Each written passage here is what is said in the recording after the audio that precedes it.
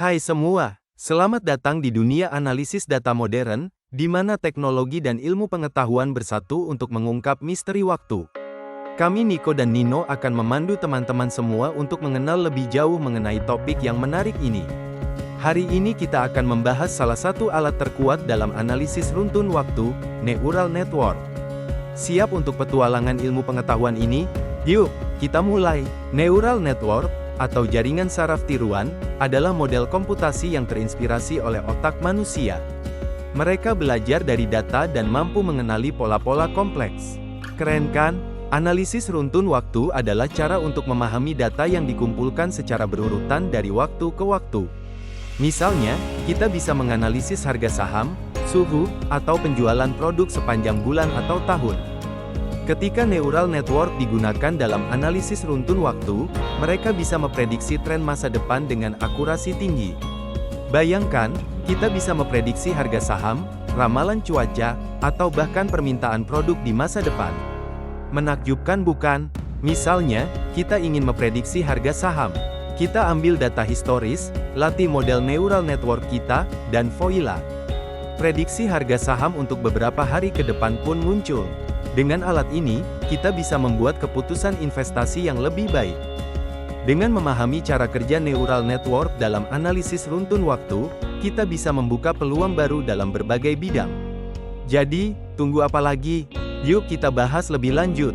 Neural network adalah sebuah model komputasi yang terinspirasi oleh struktur dan fungsi otak manusia.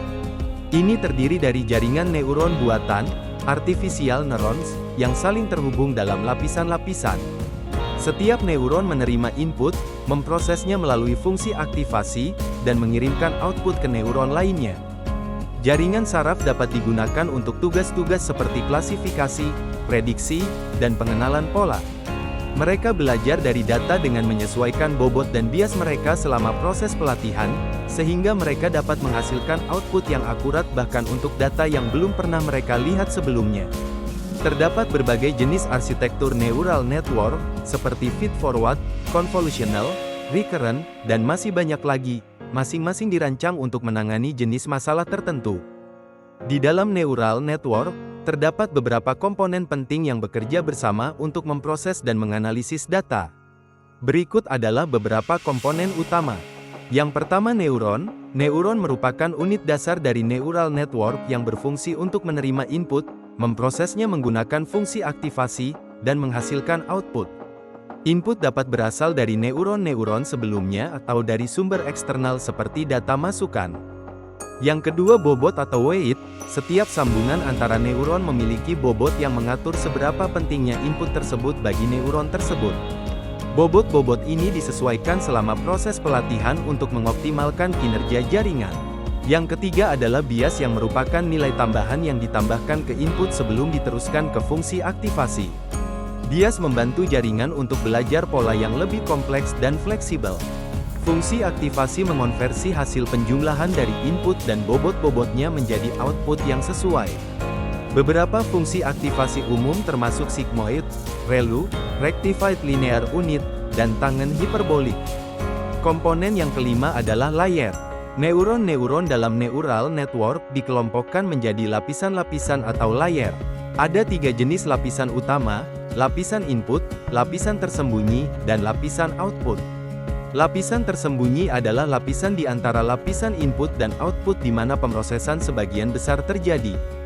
Dan yang terakhir adalah inferensi, proses di mana jaringan digunakan untuk membuat prediksi atau pengambilan keputusan pada data baru setelah selesai dilatih. Neural network dibagi menjadi beberapa jenis. Yang pertama adalah feed-forward neural network atau FNN yang digunakan untuk klasifikasi dan regresi.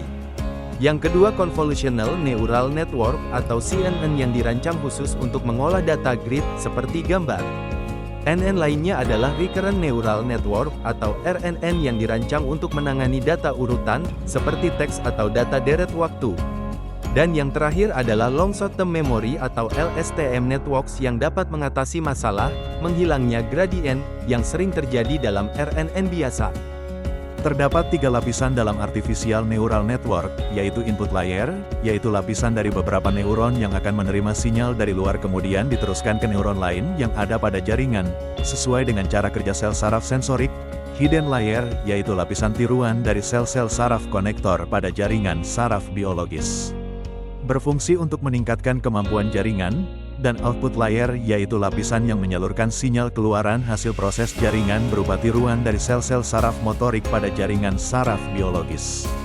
N memiliki 3 bentuk arsitektur yaitu single layer network yang terdiri dari 1 lapisan neutron. Kemudian multi-layer network yang terdiri dari 2 atau lebih lapisan network. Dan yang terakhir adalah competitive network yaitu neuron bersaing satu sama lain untuk menjadi neuron pemenang yang aktif untuk suatu input tertentu. Fungsi aktivasi bertugas untuk menentukan apakah sinyal dari input neuron akan diteruskan atau tidak. Fungsi aktivasi dalam algoritma backpropagation berperan sebagai sinyal untuk menentukan keluaran ke beberapa neuron lainnya. Ada beberapa fungsi aktivasi yang sering digunakan dalam neural network, seperti fungsi undak biner atau threshold, fungsi linear, identitas, fungsi sigmoid biner, serta fungsi sigmoid bipolar. Dalam analisis neural network juga diperlukan standarisasi data. Dalam NN standari yang sering digunakan adalah min-max normalization yang merupakan metode normalisasi dengan strategi linear yang mentransformasikan data dari satu rentang nilai ke rentang nilai yang baru, sehingga menghasilkan keseimbangan nilai perbandingan antar data saat sebelum dan sesudah proses. Data diubah menjadi seimbang antara 0 sampai dengan 1. Algoritma min-max normalization dapat dituliskan sebagai berikut.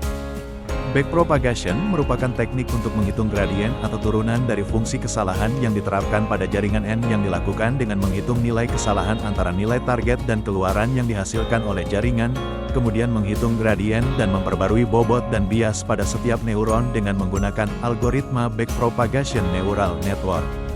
Proses ini berulang-ulang hingga nilai kesalahan batas tertentu, atau jaringan telah menghasilkan keluaran yang lebih akurat. Langkah-langkah algoritma backpropagation sebagai berikut. Terima kasih sudah menonton video ini. Semoga penjelasan tentang neural network dalam analisis runtun waktu dapat membantu kalian memahami konsep ini dengan lebih baik. Jangan ragu untuk bertanya atau memberikan komentar di bawah jika ada yang ingin kalian diskusikan. Jangan lupa untuk like, share, dan subscribe agar kalian tidak ketinggalan video pembelajaran menarik lainnya. Sampai jumpa di video berikutnya, kami Niko dan Nino pamit undur diri dan selamat belajar. Bye-bye.